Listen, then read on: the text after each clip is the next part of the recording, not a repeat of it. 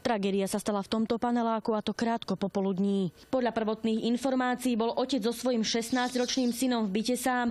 Jeho mama podľa susedov od rodiny odišla asi pred mesiacom, údajne pre dlhodobé problémy manžela s alkoholom. Ten vraj bez akéhokoľvek varovania priložil synovi odzadu na krk nôž a potiahol. Chlapec sa našťastie ubránil a utekal pre pomoc k susedom. Syn mu prišiel povedať údajne, že už sa nevrátia domov.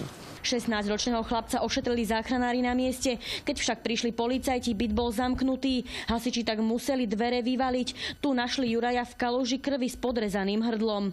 Určite to bol skrat. On ich mal rád. Juraj robil v miestnej škole školníka. Kolegyňam vraj v piatok povedal, že už číslo na mobil na ňo potrebovať nebudú.